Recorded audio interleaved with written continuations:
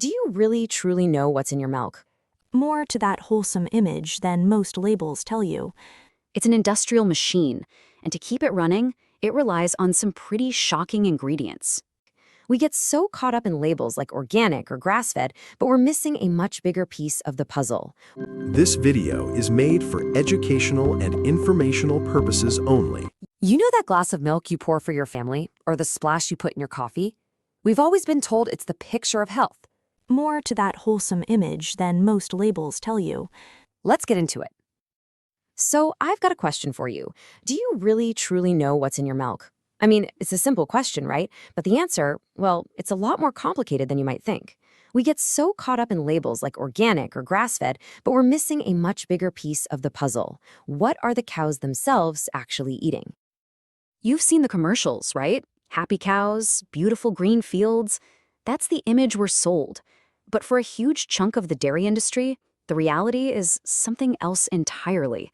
It's an industrial machine, and to keep it running, it relies on some pretty shocking ingredients. Okay, so let's pull back the curtain. We're going to look at the 4 most common and controversial animal-based ingredients in modern cattle feed. You know, the stuff that's designed to boost milk production, but that you'll never see mentioned on the curtain. First on the list is blood meal, and yeah, it's exactly what you think it is. It's literally dried, powdered blood, usually from pigs or chickens, that's been collected from slaughterhouses. And why is it used? Because it's a super cheap, super potent source of protein. Next up, we've got fish meal. This is basically ground up, dried fish and all the waste that comes from processing fish. Now here's the problem. Our oceans are polluted, so things like mercury and lead can get into the fish meal, which then gets into the cow feed, and potentially right into their milk. Then there's meat and bone meal. This stuff is made by rendering down the tissues, bones, and organs of other slaughtered animals. Now, there are regulations for sure, but just the idea that we're feeding processed animal remains back into our food chain, it definitely raises some pretty big red flags. And finally, there's feather meal. This is made from poultry feathers that get blasted with heat and pressure to make them digestible. The big worry here is that whatever medications or hormones were used on those chickens could leave traces behind, creating yet another way for things we don't want to get into our dairy. So, right about now, you might be thinking, okay, that's pretty gross, but isn't the cow basically a filter? Well, unfortunately, the science says it's not quite that simple. Let's dig into why these ingredients are a real health concern for you and your family.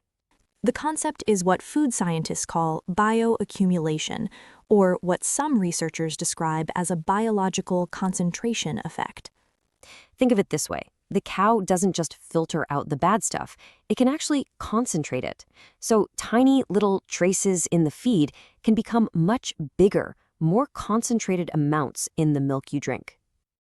And this isn't some small fringe issue. According to a 2024 industry report, a significant share of conventional dairy farms were found to be using some form of these animal byproducts in their feed. That's almost 3 out of every 4 farms they looked at. And you can see the direct result right here. This chart from that same study is pretty stark. On the left, you've got the milk from plant-fed farms. On the right, the milk from farms using these byproducts. The difference is clear as day. Measurably higher antibiotic residues, studies have found differences of more than double in some analyses. It's a measurable, significant difference. So let's just quickly break down the big risks here. First, antibiotic resistance. That's a huge public health crisis, and this contributes to it. Second, the potential for hormone disruption from traces of growth hormones. Third, we've got the buildup of heavy metals like mercury. And fourth, while food safety regulators consider it a low probability risk, scientists have raised concerns about prion diseases, such as BSE or mad cow disease, as a reason why many countries restrict feeding animal-derived proteins back to ruminants. Okay, I know that was a lot of pretty heavy information, but the goal here is not to scare you off milk forever. It's to empower you. So let's switch gears and talk about what you can actually do to find safer, cleaner dairy at the store. Your best friend in the dairy aisle is the label, but you've got to know which ones really matter. Here's a key tip. USDA Organic sets important standards, but for feed ingredient transparency specifically, some additional certifications offer even stronger guarantees. For the strongest guarantee, you want to look for these. Animal welfare approved, which straight up prohibits these byproducts. Certified human, especially their pasture-raised seal, which means 100% plant-based feed. And the Real Organic Project. They hold farms to much tougher standards. Now, if you buy local or from a smaller brand, don't ever be afraid to just ask them directly. Here are 4 simple, straightforward questions. Any farmer who's proud of their practices will be happy to answer. Honestly, a simple no to that first question is a fantastic sign. And just to give you a head start, here are a few brands that are known for doing things the right way. Organic Valley's grass milk line is one, and Maple Hill Creamery is another. Of course, always check the labels, things can change, and please don't forget your local farmers markets and co-ops. That's where you can find some of the best regional dairies out there. Let's zoom out for a minute, because this is about more than just one carton of milk. Every single time you buy something, you're sending a message to the entire industry. And when you understand the big picture here, you see just how powerful your choices really are. Now, let's just be real about the price tag. Yes, the good stuff, the truly clean, plant-fed dairy, it often costs more. And there's a pretty simple reason for that. Industrial agriculture has made slaughterhouse byproducts incredibly cheap feed, while high-quality plant feed costs more. Plus, cows on these cleaner diets might produce a little less milk. But here's a different way to think about that price. Health economists have argued that it's not actually a cost. It's an investment in your health. When you start thinking about the money you could save on healthcare down the line by avoiding these issues, well, that higher price at the store starts to make a whole lot more sense. And you know what? We know this can work. This isn't some pie-in-the-sky idea. Over in the European Union, they have to label these feed ingredients, which gives consumers transparency and power.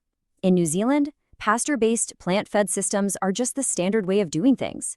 These examples prove that safe, clean dairy is totally possible, and it can be profitable.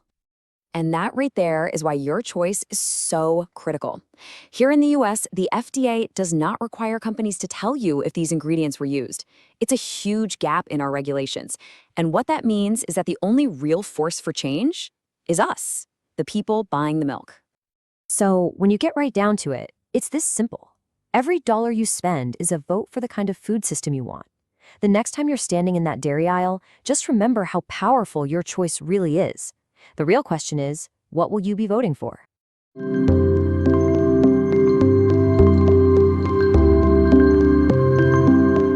This video is for educational and informational purposes only and does not constitute medical advice. Always seek the advice of a qualified healthcare provider regarding any medical condition or treatment.